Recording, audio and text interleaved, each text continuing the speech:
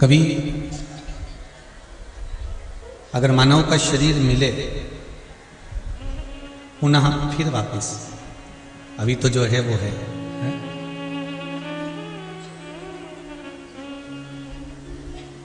पर यदि बाबा ने वापिस कृपा करी हो, वापिस दया करी हो, वापिस करुणा करी हो और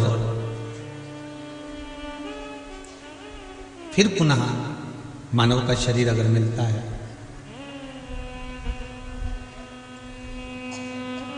तो बाबा से एक प्रार्थना जरूर करना कि बाबा अगर जन्म देना तो ऐसा देना कि मैं भगवान शंकर की भक्ति में लगी रहूं और शिव की आराधना करती रहूं। वो जन्म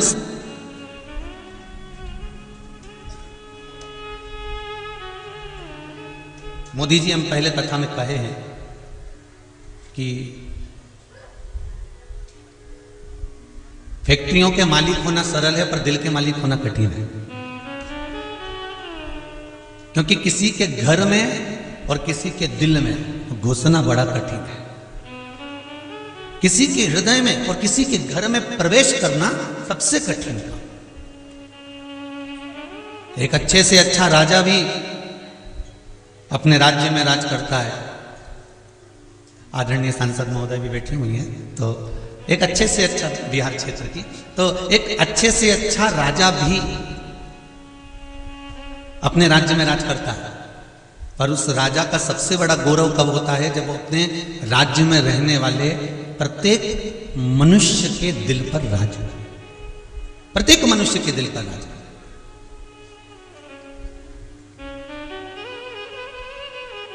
मानसरोवर शिव महापुराण की कथा में एक बात कही थी कि जितने भी आप मंदाकिनी चले जाओ, हरिद्वार चले जाओ, गंगा के घाट, नर्मदा जी के घाट, क्षिप्रा जी के घाट, सरयू जी के घाट, गोदावरी के घाट, जितने जितने घाटों पर आप जाएंगे, जितने जितने घाटों पर, यमुना जी के घाट पर, गोदावरी के घाट पर, गंगा के घाट पर, मंदाकिनी के घाट पर, जितने जितने घाट पर आप पहुंचेंगे उतने उतने घाट पर आपको एक घाट जरूर मिलेगा जिसका नाम राम घाट होगा। तो सारे घाटों में राम घाट की महत्वता क्यों है? क्यों कहते हैं कि साधु संत कुंभ के मेले में राम घाट पर नहाएंगे, सिंहस्थ का अखाड़ा पहुंचेगा तो राम घाट पर पहुंचेगा, राम घाट पर स्नान करना चाहिए। राम घाट की महत्वता आपको मानसरोवर शिव महापुराण की कथा में कही थी, क्योंकि राम जी के समय पर कोई घाट नहीं था, केवल एक घाट था जिस घाट पर ब्राह्मण भी जाता था, जिस घाट पर क्षत्रिय भी जाता था, जिस घाट पर वैश्य भी जाता था, जिस घाट पर शूद्र भी जाता था। चारों वर्ण के लोग एक घाट पर जाकर स्नान करते थे, पूजन करते थे। वो घाट मेरे राम का घाट था, इसलिए उसका नाम राम घाट था। हमारी पूरी दुनिया में दो ही घाट प्रसिद्ध हैं, एक राम घाट, एक शमशान घाट।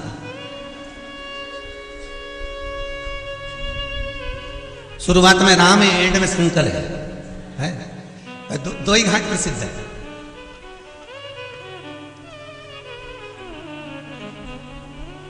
और दोनों बड़े विचित्र हैं। वहां भी वर्ण नहीं देखा जाता कि तुम ब्राह्मण हो कि क्षत्रिय हो कि वैश्य हो कि शूद्र। रामघाट पर कोई पूछता कि तुम ब्राह्मण हो क्या, तुम क्षत्रिय हो क्या, तुम वैश्य हो क्या, तुम शूद्र हो क्या? नहीं नहीं, रामघाट पर गए, स्नान करा, आचमन करा, पूजन करी, आ गई।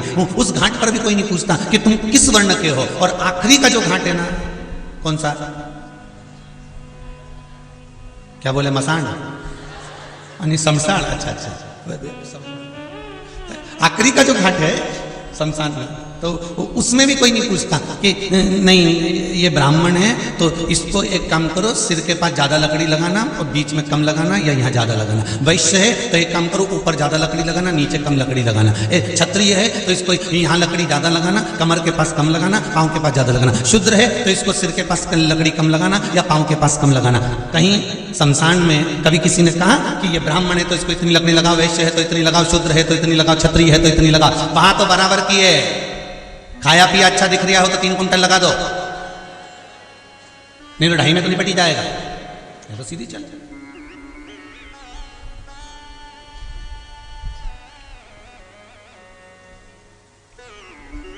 इसलिए आप लोगों से भी कहते हैं थोड़ा अच्छा खाया पिया करो, जरा चकाचक करो, कम से कम लकड़ी तो 3 लगे, नहीं तो मालूम पड़े 2-2.5 में निपट जाए फुर फुर करके।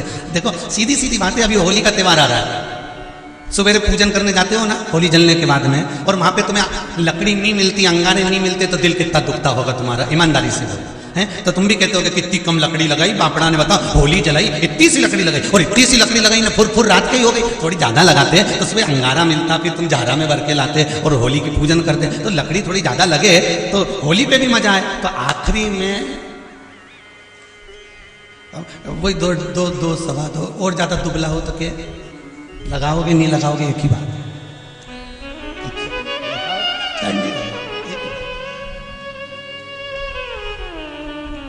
अरे भाई, मेरे राम के घाट पर और शमशान घाट पर, जहां मेरे राम शुरुआत में है और एंड में मेरा शंकर, विराम में मेरा शिव है, दोनों जगह नहीं पूछा जाता कि आप किस वर्ण के हैं, आप ब्राह्मण हैं, क्षत्रिय हैं, वैश्य हैं, शूद्र हैं, ये नहीं पूछता था। वहां तो केवल एक ही है, केवल। फिर वो नहीं देखता कि कौन आया। अंत समय प्रभु आना पड़ेगा, वचन दिया तो निभाना पड़ेगा। आए ना आए प्रभु कुटुंब कबीला, आए ना आए प्रभु कुटुंब कबीला। भगवान कोई आए चाहे ना आए, अंत समय प्रभु आना पड़ेगा, अंत समय प्रभु आना पड़ेगा। अब कितनी जोरदार बात की कि अंतिम समय में लोग राम नाम लेते हैं, कृष्ण नाम लेते हैं, शिव नाम लेते हैं, भगवान का नाम लेते हैं, भगवान का भजन करते हैं। कभी तुमने सुना कि मरने वाले व्यक्ति से कहा हो कि एक बार और अंतिम समय में व्हाट्सएप चला ले? कोई कह दे कि तेरे प्राण छूटने वाले, केवल 1 मिनट रिया, और बहू सास से कह दे मम्मी एक बार चला के, बहू भी सास से कहेगी राम राम बोल के जा, कृष्ण नाम बोल के जा, शिव नाम बोल के जा।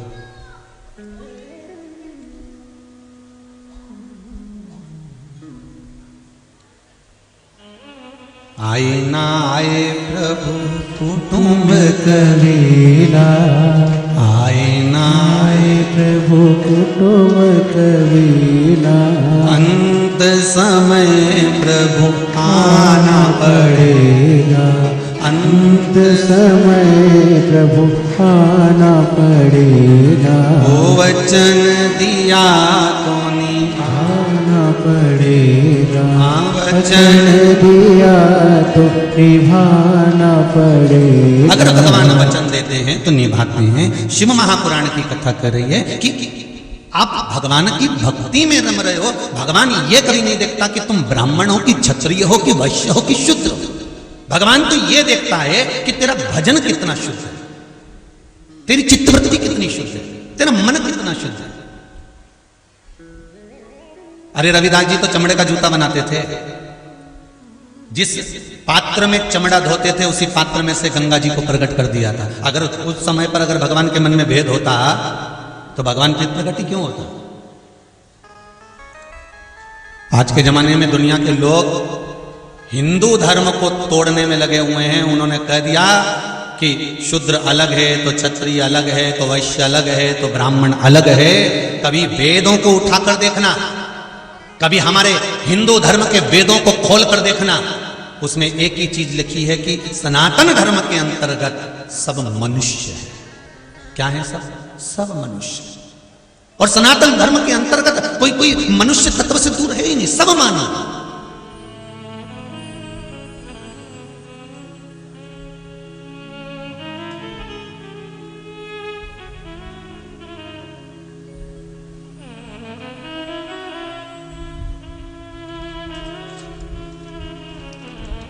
अंत समय भगवान ये नहीं देखता कि आप कौन हो। भगवान तो केवल इतना देखता है कि महाराज आपने भजन कितना किया है। और बहुत सावधानी से सुनना, ये कथा को बड़े स्मरण में सुनना। अंतिम समय में कितने ही तुम्हारे घर में तुम्हारे रिश्तेदार, कितने ही धनपति करोड़पति हो, और अंतिम समय तो अंतिम समय होता है। अंतिम समय में कोई साथी नहीं होता। अंत में केवल वो ईश्वर परमात्मा, मेरा शंकर, मेरा राम, मेरा कृष्ण ही साथी होता है, उसके सिवा कोई नहीं होता।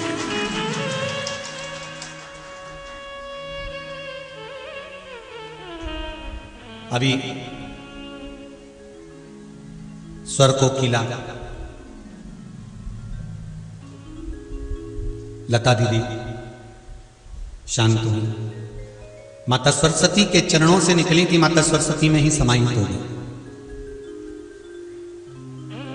लता दीदी मंगेशकर, उसी में समाहित हुई। व्हाट्सएप पर, फेसबुक पर उनके अंतिम समय के फोटो चले, आप लोगों ने भी देखे होंगे। व्हील चेयर पर थी, कहीं धीरे धीरे चल रही थी, सारा कुटुंब साथ में था, बहनें भी साथ होंगी, भाई भी साथ होंगे, रिश्तेदार भी साथ होंगे, परिवार भी साथ होगा। पर ईमानदारी से बोलो, तकलीफ परिवार वाले झेल रहे होंगे कि खुद को झेलना पड़ेगा? अरे जम के तो बोलो, स्वयं को। इसलिए बार बार कथा में कहते हैं, मत बुरे कर्म कर बंदे वरना पछताएगा, भगवान की आंखों से तू बच नहीं पाएगा, तू बच नहीं पाएगा। मरने वाला व्यक्ति जिसके प्राण छूट रहे होते हैं, दुख उसको झेलना पड़ता है, कष्ट उसको झेलना पड़ता है, तकलीफ उसको झेलना पड़ता है। कोई कितने भी तुम्हारे अच्छे रिश्तेदार हो, तुम्हारे लिए रात दिन खड़े हैं, तुम्हें घुमाने भी ले जाएंगे, फिराने भी ले जाएंगे, तुम्हें लड्डू भी खिलाएंगे, ने थूली भी खिलाएंगे, तुम्हें दूध भी पिलाएंगे, तुम्हें चाय भी पिलाएंगे, अपने हाथों से पिलाएंगे। पर मरने वाला जो जीव होता है, प्राण त्यागने वाला जो जीव होता है, कष्ट उसको भोगना पड़ता है अंतिम समय में। उससे तो पूछो कि उसकी गति क्या होती है। तुम तो कह रहे हो कि लो चाय पी लो, लो दूध पी लो, लो थूली खा लो, पर उसके शरीर में जब इंद्रियां सब शिथिल हो जाती हैं, सारा शरीर जब बेकार हो जाता है, डॉक्टरों ने भी देख लिया कि खूब अब नस, देखो कितना कितना विचित्र शरीर है, जरा हॉस्पिटल में जाकर तो देखो। जो भगवान का द्वार नहीं ढूंढता, अंत में हॉस्पिटल में डॉक्टर उनके हाथ में नस ढूंढता। फिर परिवार वाला से कहते जम के पकड़ो, अच्छे और जम के, और शरीर में हड्डियां ही हड्डियां हैं, मांस बचा नहीं है। डॉक्टर कह रहा देखो नस दिखी नहीं रही है, ये हाथ में देखो, ये में देखिए, एक दिखी डॉक्टर साहब, बस उसी को देखना है, सुई उसी में लगा दी। अब पड़ा हुआ है, आंखों से आंसू बह रहा है, केवल उस ईश्वर को याद कर रहा है, मैंने तेरा द्वार नहीं ढूंढा, इसलिए डॉक्टर मेरे शरीर में नस ढूंढ रहा है। तेरा द्वार ढूंढ लेती तो तू ये पलंग पर मुझे पटकता नहीं, सड़ने नहीं देता, डायरेक्ट लेकर चल जाता। द्वार ढूंढना उस परमात्मा, और जिसने मेरे परमात्मा का द्वार ढूंढ लिया, जिसने मेरे शंभु मेरे शंकर का द्वार ढूंढ लिया, जिसने शिव भक्ति को ढूंढ लिया, फिर अंत समय में भोगना नहीं पड़ेगा, क्योंकि तुम्ही ने दर्द दिया है, तुम्ही अंतिम बिंदु उसी का। सुख वो देगा, दुख वो देगा, कष्ट वो देगा, जो कुछ देना है ये उसके हाथ। पर आदत हमारी बुरी है ना, हम अहंकार को थोड़ा सा झलका देते हैं।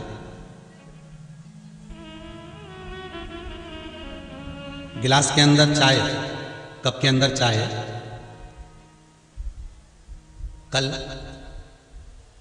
रुआवजा बट रहा था दूध का,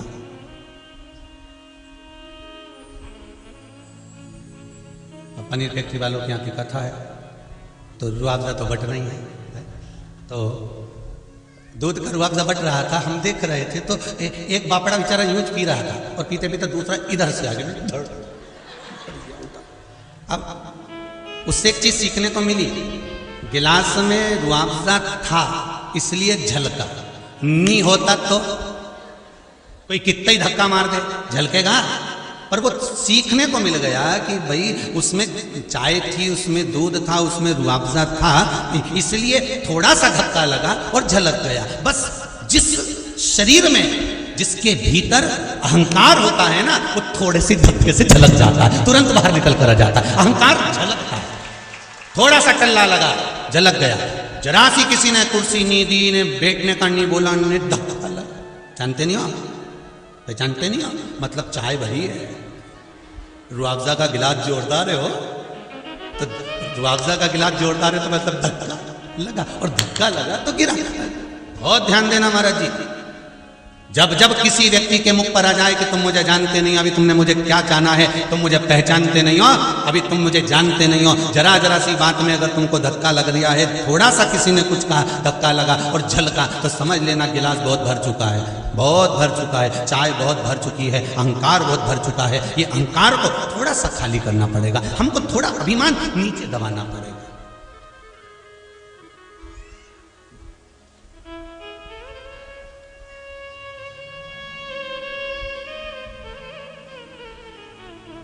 किसी ने बाहर से पत्र लिखकर भेजा है, अब हम बुलवाएं, हमारे कक्ष में रखा है। उसमें एक बहन ने और भाई ने, दोनों ने थोड़ा थोड़ा पत्र में लिखा है। देखो कल यहाँ लेके आए सामने लिखा, तो उसमें लिखा है, गुरुजी आप जब तक भेरू और चंद्रघंटा नहीं बोलते तब तक हमको अच्छा नहीं लगता।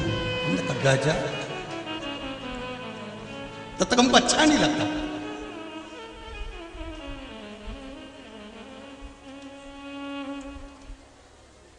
उन्होंने अपना नाम भी लिखा है?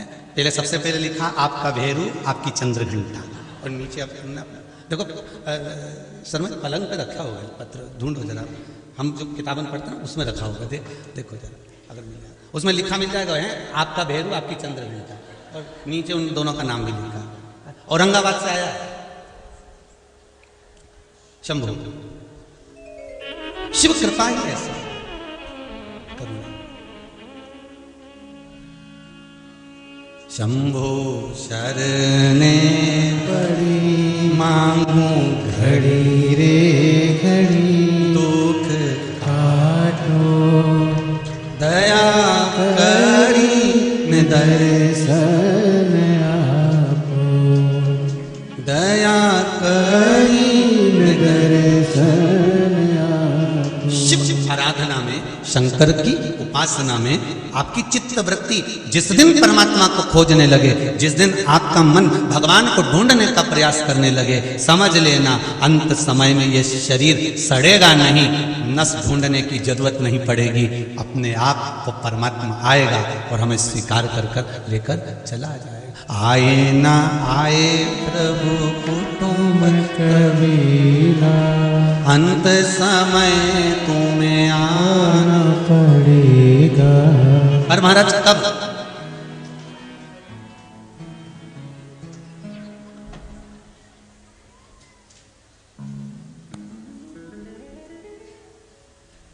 कोई जाए ना जाए, अंतिम बिंदु है, अंतिम बिंदु। दो जगह पर किया गया कीर्तन, दो जगह पर लिया गया भगवान का नाम, दो जगह पर किया गया स्मरण, कोटि कोटि पुण्य फल प्रदान करता है। समझ लेना जरा। मंत्रमाला शिव महापुराण की कथा चल रही है। पहला राम घाट पर किया गया पुण्य, राम घाट पर किया गया भजन, दान, स्मरण, मंत्र जाप, नाम जाप, राम घाट पर जो किया जाता है उसका पुण्य कोटि गुना होता है। दूसरा, शमशान में बैठकर जब तक अंतिम संस्कार किसी का चल रहा है और आप उसको छोड़ने के लिए गए हो, उसको छोड़ने के लिए पहुंचे हो और उसका जब तक क्रियाक्रम नहीं हो जाता तब तक अगर आप बैठे हो, उतनी देर में भगवान शिव के नाम का स्मरण घट की जिह्वा से, बाहर की जिह्वा से नहीं, घट की जिह्वा से उस चिता की ओर देखकर करते रहो, उसका भी पुण्य कोटि गुना है, कोटि। राम राम रटते रहो जब तक घट में प्राण, कबहू तो दीन दयाल के भनक पड़ेगा। कभी तो उसको सूचना मिलेगी।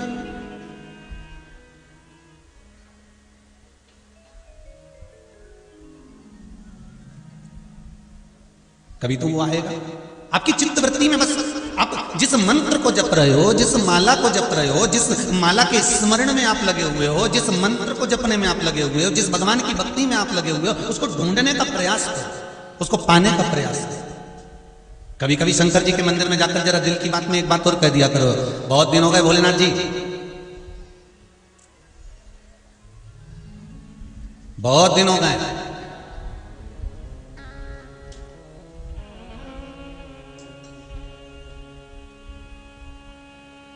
हमारे घर का रास्ता भूल गए हो क्या? कभी कभी आते आते नंदी के कानों में भी कह सकते हो, मेरे बाबा मेरा घर का रास्ता भूल गए नंदी। ओ वृषभ, ओ नंदी, तो मेरे बाबा से कहे कि बाबा मेरे घर पर आए, बड़ा दुख है मेरे जीवन में, बहुत बहुत तकलीफ, पर लाखों के दुखड़े जो तू हर गया डमरू वाले, मेरे दुखड़ों को देख कर क्यों डर गया डमरू वाले। आप उससे कहोगे, वो सुनेगा, और सुनेगा तो आएगा जरूर। एक पत्र में लिखा है,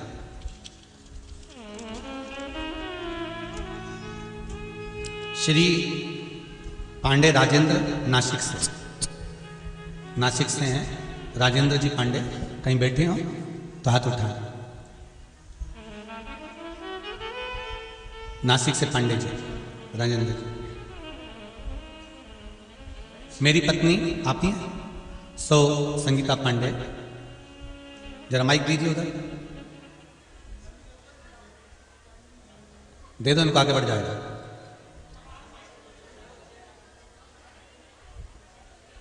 आपने पत्र में लिखा है, गुरुदेव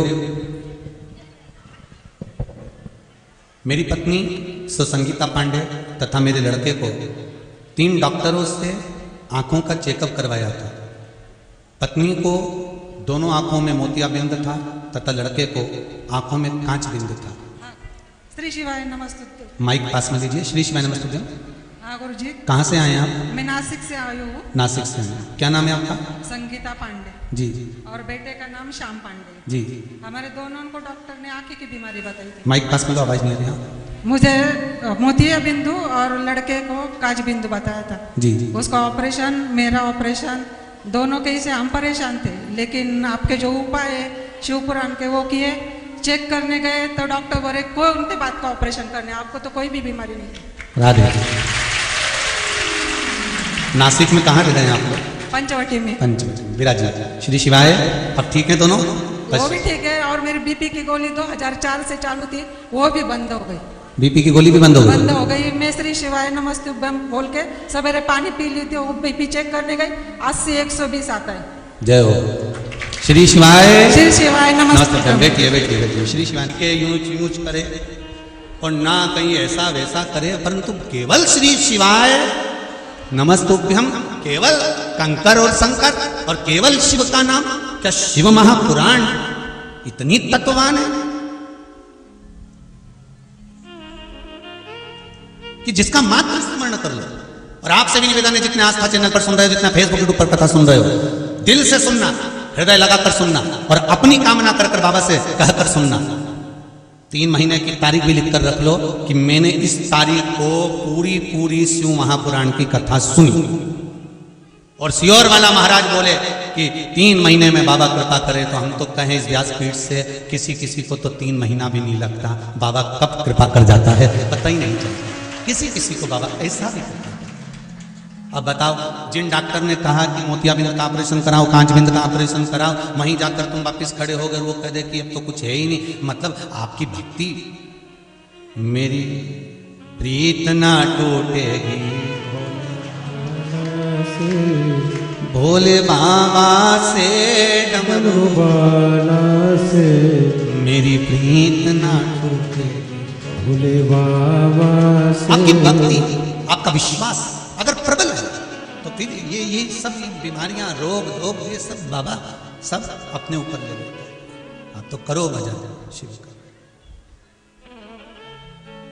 बस शिव महापुराण की कथा वही कह रही है, आप शंकर का दरवाजा ढूंढो, आप शिव का द्वार ढूंढो, आप शंकर की चौखट ढूंढो, आप शंकर का इस अमृतमय तत्व शिव महापुराण को ढूंढ लो, फिर बाद में जरूरत नहीं किसी को कुछ ढूंढने की।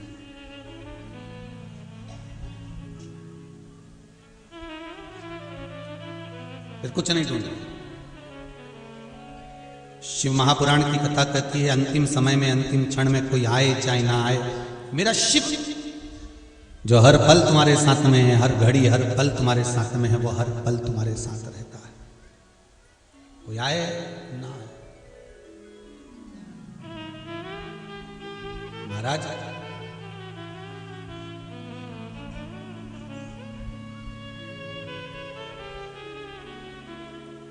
अंतिम समय में जब परिवार वाले भी आग लगाकर चले जाते हैं, तब तुम्हारे पास कोई नहीं रहता, तब एक ही रहता है, वो मेरा ओगड़दानी, मेरा शिव, मेरा शंकर रहता है। इससे तो आगे भजन ही है साथी, भजन के बिना तू अकेला रहेगा। अरे मन ये 2 दिन का मेला रहेगा, कायम ये जग का झमेला रहेगा।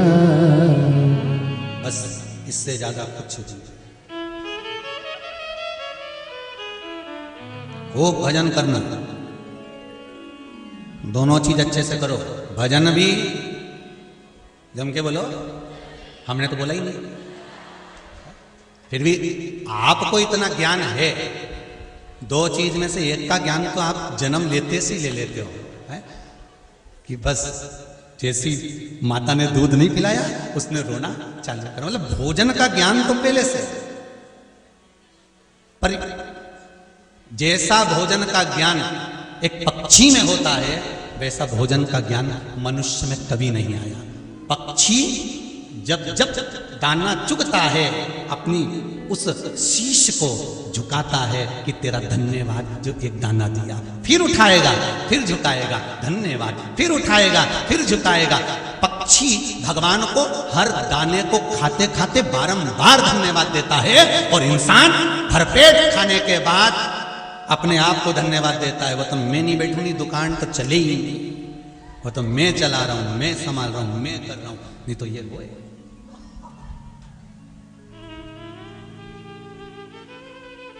अपने आप को कभी कभी एक प्रश्न अपने भीतर उत्पन्न होता है, आप लोगों के भीतर आता है कि नहीं आता मालूम नहीं, पर भीतर एक प्रश्न आता है कि भगवान के सामने शीश ही क्यों झुकाया जाए?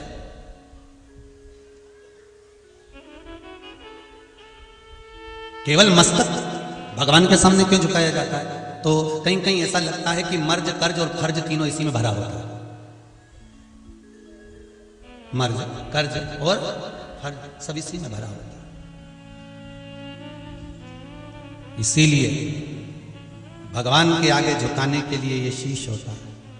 और भगवान भी कहता है झुका ले, जिंदा है तब तक झुका ले, मरने के बाद तो तेरी औलाद भी तेरी खुपड़ियां फोड़ेगी। आधा जला होगा, चिता पर लेटा होगा, आधा शरीर जल गया होगा, और समझदार समझदार गांव के लोग झांक झांक के देखते आएंगे पका कि नहीं पका। खुपड़िया देखते हैं शमशान में, समझदार लोग जाते हैं, जाओ जरा देख के आओ खुपड़िया पकी कि नहीं पकी, फिर वो झांक के देखेगा। अच्छा, भगवान इनको दृष्टि भी ऐसी देता है कि जलती हुई आग में देख भी लेता है पक गया। यहां तो आज तक समझ में नहीं आई, वो अंगारा में बाटी धरी रहे तो समझ में नहीं आया, जब तक निकालो पकी, उनके दबा के देखे तब समझ में पक गई। नहीं तो अंगारा में पड़ी पड़ी नहीं सूझे कि इनमें राख इतनी लग गई, इतनी रात थोड़ी वो में धर गई कि वो समझ में ही नहीं आया कि पकी कि नहीं पकी। फिर अंगारा में से निकाल के कपड़ा में से झड़ा के फिर बाटी को देखो तो समझ में आए ये तो कच्ची है, बाटी धरो। पर इनके ना जाने कहां से इतनी अकल आ जाए, इतनी बुद्धि आ जाए, इतनी चित्त आ जाए कि तुरंत देख के पहचान जाए।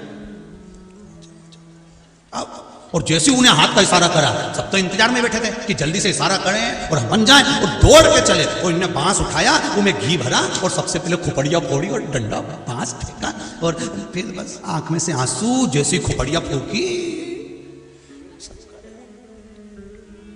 अब घर आते से तैयारी चालू हो गई।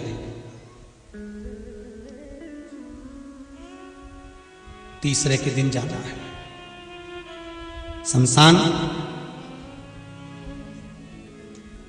दादाजी को जो जो चीज अच्छी लगती थी वो चीज लिया। पोया किसके यहां से लाया? उसके यहां से क्यों लाया? दादाजी तो वहां का खाते थे। पोया वहां की दुकान से बुलवाया, उधर से मिठाई, उधर से रसगुल्ला, सारा सामान ले गए। जो जो चीज खाता था सब ले गए। कई कई तो हमने देखा है शमशान में, जो तंबाकू खाता था तो उसके लिए तंबाकू भी ले गए। मालूम पड़े कंडा में झोपड़ी में छोड़ गए, सब घासी पड़ा सब। उनके दादाजी खाते थे तो वो भी छोड़ोगे। अरे कम से कम दादाजी जिंदा थे तब तंबाकू नहीं छुड़ाया, तो मरने के बाद तो छोड़ दो रे। अभी भी तीसरे के दिन लेके पहुंच गए।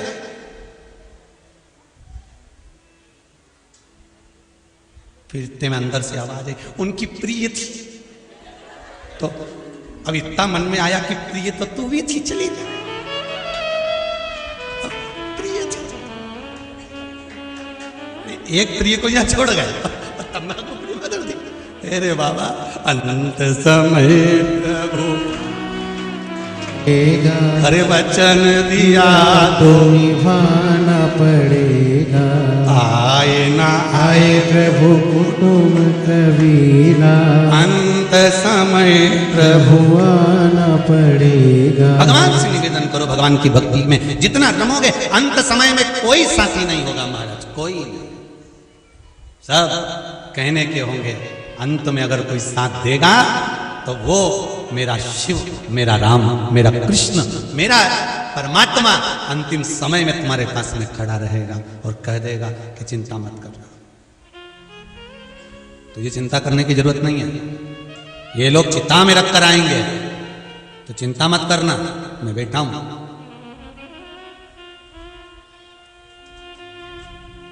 तन में आग लगेगी, अगर मन मुझ में लगा है तो वो नहीं जलेगा, मन मुझ में लगा कर रखना। और भ्रांतियों से दूर, भ्रम से दूर। राम घाट पर भी ब्राह्मण, क्षत्रिय, वैश्य और शूद्र चारों जाते हैं, और शमशान घाट में भी ब्राह्मण, क्षत्रिय, वैश्य